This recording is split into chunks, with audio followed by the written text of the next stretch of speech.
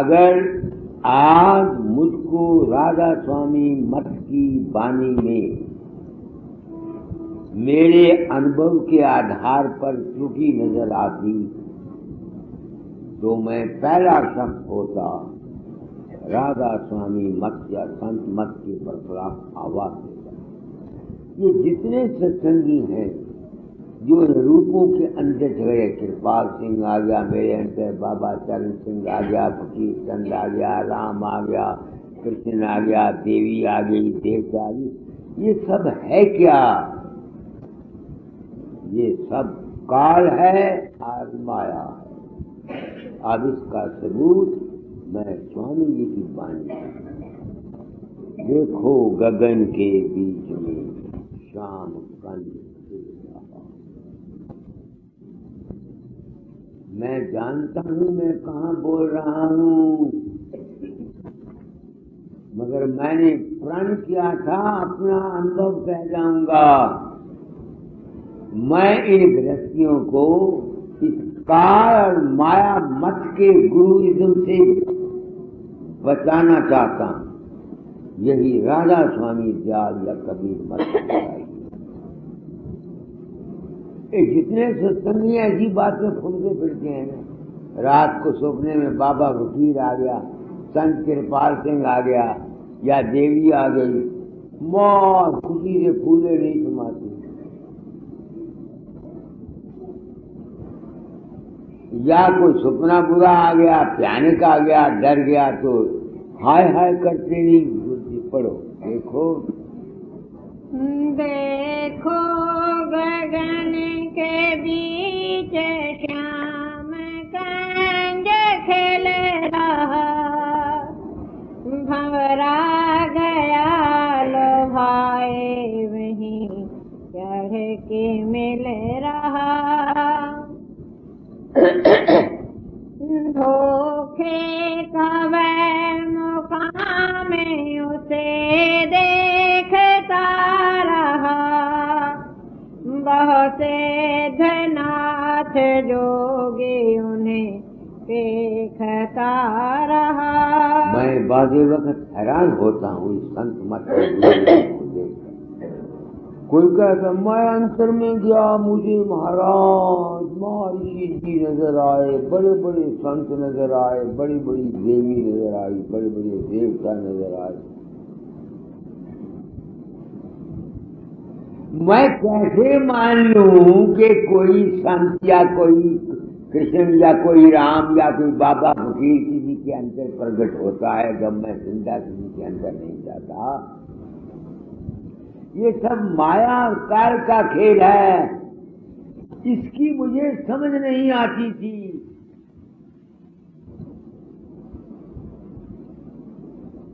मध्य प्रदेश में एक गिरीश नामी सत्संगी है, मैं तो उस वक्त उसको जानता नहीं था। सत्संग में मेरा सुना होगा, मेरे वचन सुने होंगे, अभ्यास करने लग गया। उसने मुझको लिखा, रात को खेतों के पहले पर था, खेतों के बीच में एक झुग्गियां बना लेते हैं ना रात को, बरसात के मौसम में उसके ऊपर चढ़ के आदमी बैठते हैं राखी के लिए। कहता मैं रात को सुबह अभ्यास में बैठा, क्या देखता हूँ कि एक 7 मील चौड़ा लंबा एक चांद का सूरज है, उसके बीच में से सूरज चढ़ा, उसमें से देवता निकल रहे हैं, विष्णु ब्रह्मा महेश देवी देवता सब आ रहे हैं। उनको चीरते हुए, 2 रास्ते बनाते हुए वो कहता है बाबा तू आया नूरी रूप में उस अंतर में। वो कहता है कि मैंने उसका हाथ पकड़ा, चल तुझे सावित्री के दर्शन करा। वो ले गया। मैं नहीं कहता, दामोदर दास का दोस्त है गणेश, वहाँ आया करता है बैसाखी पर रोटियां पकाने के लिए। अच्छा, फिर क्या हुआ? आप उस सूरज में से लेके मुझे एक शहर में ले गए जहाँ एक नूरानी शहर था। नूर के ही मकान थे, नूर के ही मंदिर थे, नूर के ही वहाँ आदमी थे। उसमें से निकाल कर तू मुझको एक दरिया नूर का चल रहा था, उसमें तू ले गया। फिर क्या हुआ? पानी जो चलता था वो रोशनी का पानी था, बड़ा तेज था। आपने मुझे डराया, कहता पार कर लिया, कहना अब यहीं ठहर, फिर वक्त आएगा फिर आगे चले जाऊंगा। अब उसने मुझको यह खत लिखा। ऐ भारतवर्ष के मजहबी और धर्म वालों, मैंने अपने आप को संत सद्गुरु वक्त कहा है। अपने आप को नामी धाम से आया हुआ अवतार कहता हूँ। जब मैं ऐसी बात कहता हूँ, मैं अपनी आत्मा से पूछता हूँ, ओ बुद्धे कौशिक, तू हंकारी हो गया है? मैं हंकारी नहीं हुआ, मैं सत्यवादी हूँ। वो जो कुछ उसने अपने अंतर में देखा वो क्या था? वो उसका अपना ही मन। ये मन 14 लोक तक जाता है। तुलसीदास रामायण में भी लिखा है, गो गोचर जहाँ लग मन जाई, तहाँ लग माया जान जाई। ये जितना खेल है तुम्हारे अंदर, ये सब माया का है। जब तक कोई आदमी इस माया, इस रूपों चक्रों से बाहर नहीं जाएगा, वो अमर पद को नहीं पा सकता है। मैंने जो अनुभव था उसके सबूत में तुमको स्वामी जी की वाणी कह रहा हूँ, ताकि कोई शख्स राधा स्वामी मत वाला ये न कहे मुझे कि मैं राधा स्वामी मत का नहीं हूँ। मेरे लिए ये राधा स्वामी मत एक ब्लेसिंग साबित हुआ, जिसने मेरे कर्म के जाल को काट दिया। मेरा ज्ञान दूर हो गया, मेरा भ्रम दूर हो गया, मेरे संशय निवारण हो गए, मुझको असलियत का ज्ञान हो गया। सच्चाई क्या है, हकीकत क्या है, आगे बढ़ो। कहते धोखे का मुकाम है ये। आगे कालपना जाले के जुदा ही बिछा रहा, जो गए वहाँ उन्हें उलटावता रहा। क्या कहते जो इस तरह मन के चक्कर में गए उनको उल्टाता रहा, वापस लाता रहा।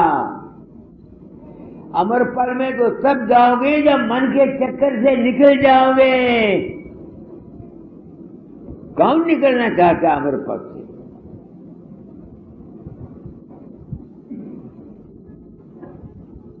ये जितना खेल है ये सब काल और माया का है। मुझको यकीन होना चाहिए कि नहीं होना चाहिए, तुम ही बताओ।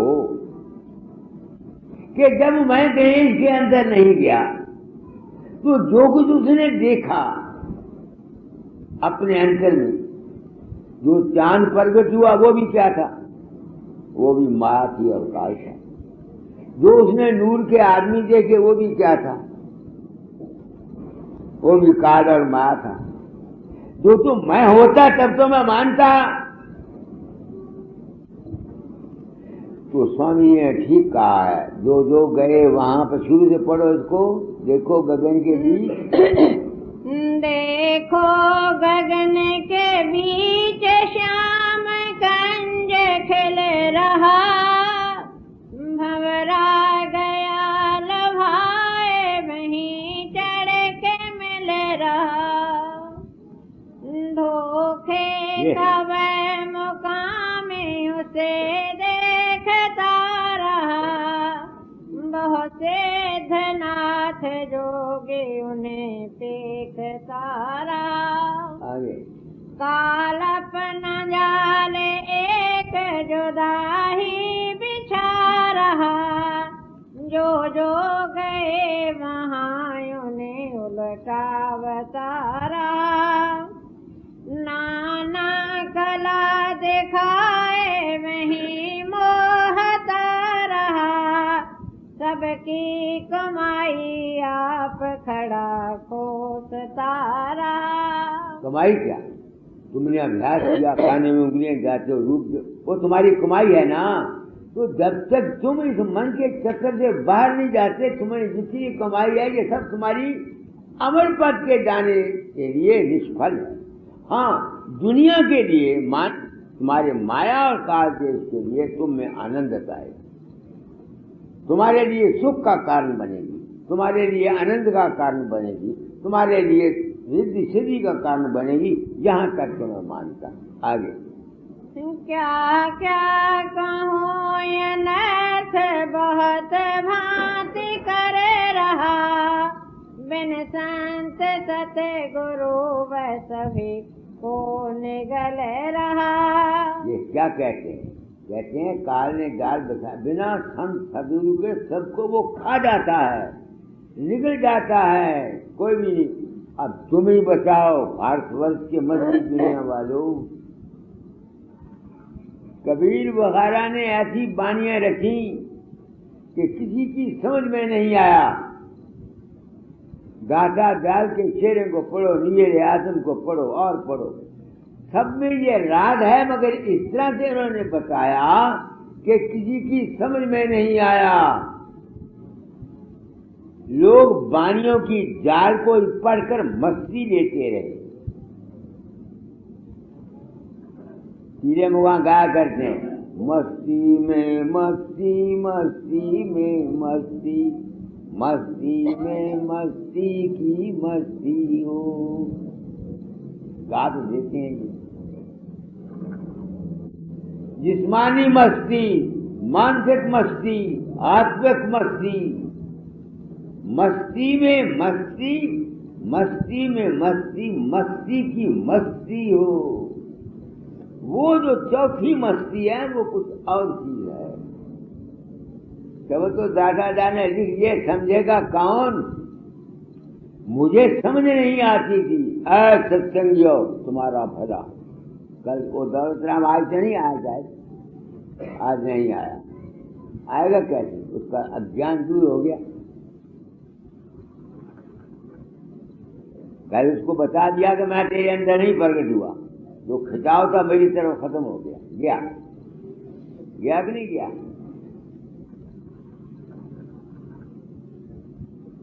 बस बोलो, गया कि नहीं गया? आज आया क्योंकि उसको राज बता दिया कि असली बात ये नहीं ये थी। इस वास्ते मेरे सत्संग में बहुत कम आदमी आते हैं।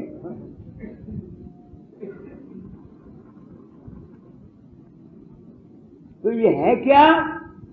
धोखे का मुकाम।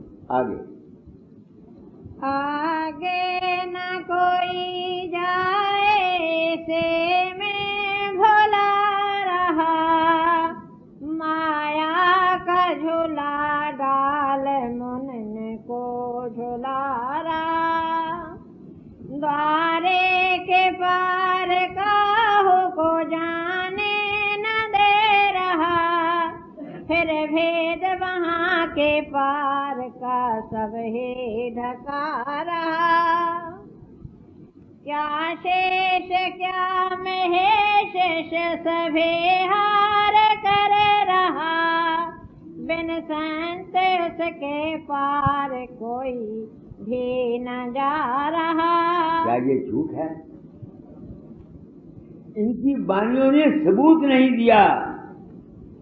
कह गए संत सारी बातें, किसी की समझ में नहीं आया। मैंने उसका सबूत दे दिया कि कैसे ये वाणी ठीक है। मैंने उसका वजह बता दी, मगर ये वजह दूसरे संत नहीं बताते। और एक सोसाइटी को काम रखने के लिए, एक दायरा बनाने के लिए, एक पंथ चलाने के लिए बताना भी नहीं चाहिए। दायरा बनाने के लिए, पंथ चलाने के लिए, गद्दी बनाने के लिए ये बताना भी नहीं चाहिए। मैं डारा बनाने के लिए नहीं आया, मैं गद्दियां बनाने के लिए नहीं आया, मैं जीवों को अपने घर पहुंचाने के लिए आया। मगर पहुंचेंगे कौन? जिनको जरूरत है अपने घर जाने की, जिनको बीमारी ही सिर्फ इलाज कराने की जरूरत है, ब्याह कराने की जरूरत ही है, सिर्फ उद्घाटन कराने की जरूरत ही है या कुछ और, उनको मेरे पास से क्या फायदा पहुंचेगा भाई? उनको संत मत का फायदा नहीं पहुंच सकता। हाँ, उनको दुनिया पहुंच सकती है। कैसे पहुंचती है? ये एक सवाल है।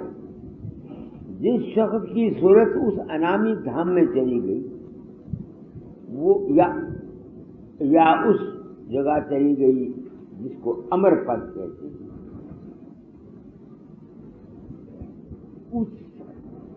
वो जब अमर पद का रहने वाला इस जिस्म में आता है, वो पूर्ण होता है। पूर्ण माने जानते हो ना, मुकम्मल होता है।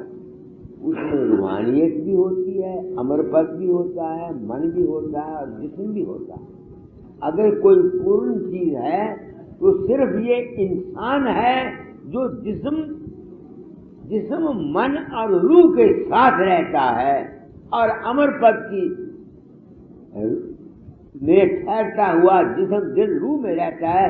सिर्फ वो कामिल इंसान है, वो पूर्ण है। जो जिस्म को छोड़ के चला जाएगा, जिसका ये खाकी जिस्म नहीं है, वो पूर्ण नहीं है। जिसका मन भी नहीं है, सिर्फ रूह ही रूह है, वो भी पूर्ण नहीं है।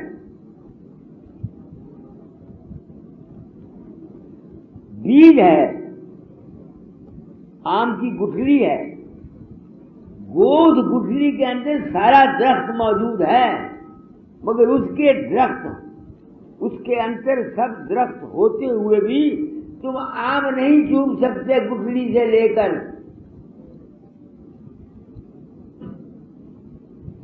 आम की गुठली में आम भी है, दरख्त भी है, साया भी है, पत्ते भी हैं, टहनियां भी हैं, मगर वो गुठली पूर्ण नहीं है, क्योंकि वो गुठली तुमको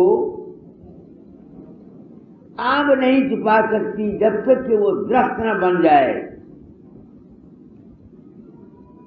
अगर कोई पूर्ण है तो सिर्फ एक कामिल इंसान पूर्ण है।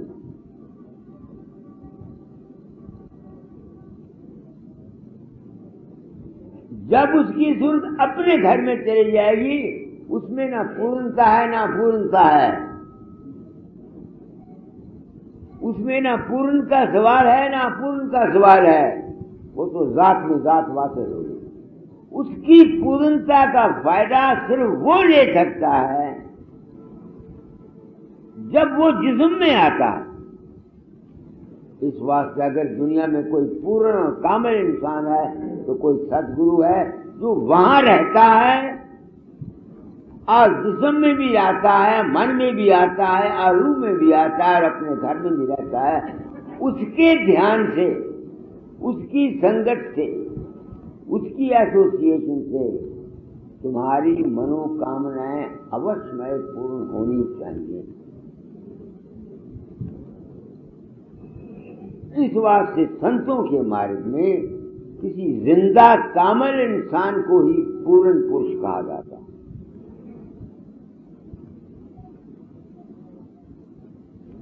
मेरी दलील को पीरे मुआ कोई काट नहीं सकता है। इंसान का वजूद ही किसी संत का जो अमर पद में भी रहता है, प्रकाश शब्द में भी रहता है, मन में भी रहता है, जिस्म में भी रहता है, वही पूर्ण है। उसके दर्शन से, उसकी रेडिएशन से, उसके साथ प्रेम करने से, उसका ध्यान करने से तुम में जो जो तुम्हारी अपनी वासनाएं हैं उनका मिलना, उनका पूर्ण होना, तो कहते कि तुम उस रूप को अपने अंदर रखो और विश्वास रखो। जरूरी है ये लॉ ऑफ नेचर है। जिस तरह से एक खूबसूरत औरत के अंदर काम मत भराई हुई है, वो जो भी इंसान जिसके अंदर काम का मादा है उसको देखेगा, उसके मन के हिलचल जरूर आएगी। ऐसे ही पूर्ण पुरुष की संगत से उसके यही बात पतंजलि के योग शास्त्र ने दी कि भाई तुमसे कुछ नहीं होता। बहुत से उपाय बताएं तो किसी मायाती पुरुष, गुणातीत पुरुष का ध्यान अपने मस्तक में रखो।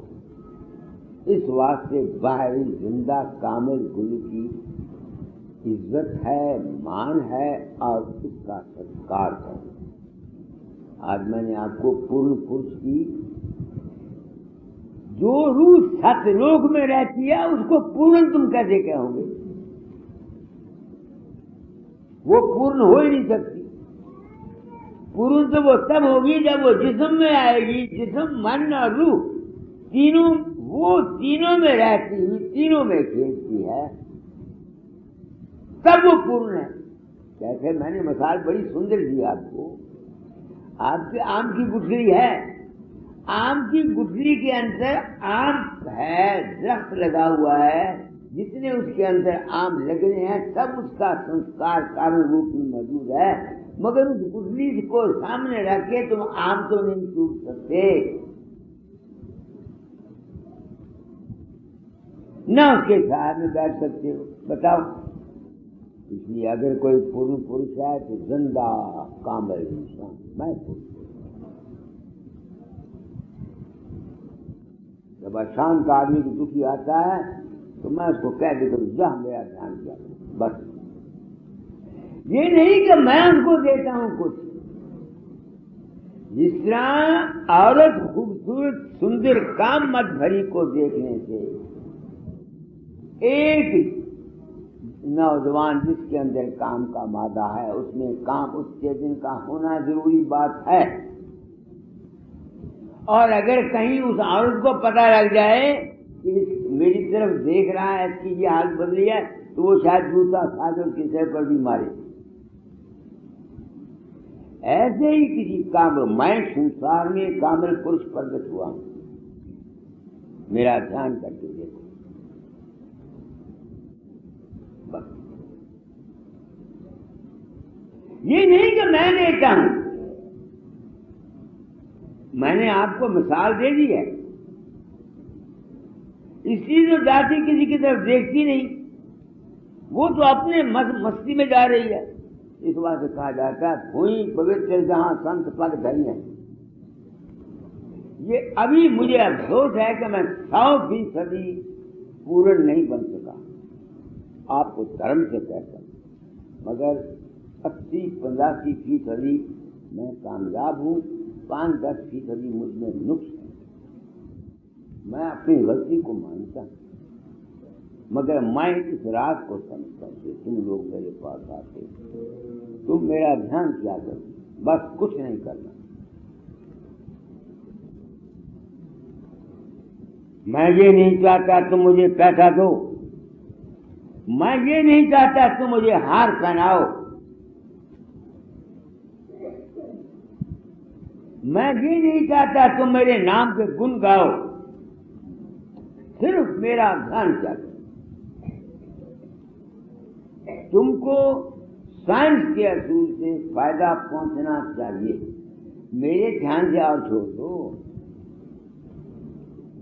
तुम एक गमगीन है तुम्हारे घर में, तुम घरों में रहती हो, तुम्हारा मुंह बिगड़ा हुआ है, मूड बदला हुआ है। मूड जानते हैं ना, हमारे पास एक सज्जन रहता है, किसी को उसका मूड बदल जाता है तो जो उसको देखता है उसका दिल गिर जाता है। जब तुम्हारा मूड बदला हुआ होता है, तुम किसी को कहती हो कुछ, खावंद आता है, तुम्हारा मूड देखता है, उसका दिल काम जाता है। बच्चे आते हैं, तुमको देखते हैं, तुमसे घबरा जाते हैं।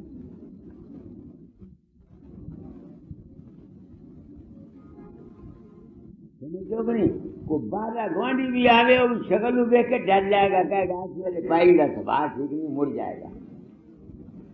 तुमने तो किसी को नहीं कहा मुड़ जा, क्योंकि तुम्हारा मूड बदला हुआ है। तो जब जो कैफियत तुम्हारे अंतर में है, जब बिना तुम किसी को कुछ कहती हो, तुम्हारा मूड बिगड़ा हुआ है। खावंद आया वो भी घबराया, बच्चे आए वो भी डरे, दूसरा किसी ने देखा वो भी घबराया। तुमने तो किसी को कुछ नहीं कहा, तुम्हारे मूड की जो कवियत है उसने खुद ब खुद दूसरों पर यह असर किया। ऐसे सत्पुरुष के अंतर से जैसा वो खुद होता है, स्वाभाविक ही दूसरे पर उसका असर पड़ता है। ये नहीं कि मैं किसी को देता हूँ। मुझको दाता ने कहा था, फकीर सत्संग कराते रहना, तेरा कल्याण होगा। अब क्योंकि मैं इस असूल को जानता हूँ, अब मैं क्या कोशिश करता हूँ, सत्संग कराता हूँ ताकि अपने आप को ठीक रखूं। वरना जो तुम आओगे तुमको नुकसान पहुंचेगा। अगर मेरे अंदर में लालच का समा है, तुमको बेशक मैं अपने आप को कहूं मुझे लालच नहीं है, दिल में मैंने लालच रखा हुआ है, तो मेरे लालच का संस्कार तुम में जाएगा, तुम बच नहीं सकते। ये कानून कुदरत है। इस वास्ते सतगुरु की महिमा, मैं कहता हूँ ये जमीन घूमती हुई कभी किसी वक्त कार्यालय की सच लोग जाती है, तब से संत दुनिया में पैदा होता है।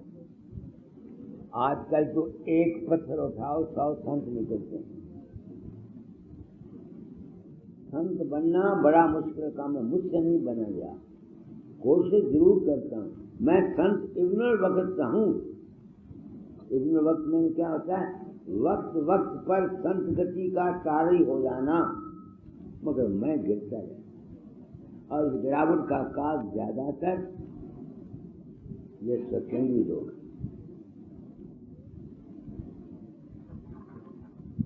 तुम्हारा ख्याल मुझे भी खींच लेता है,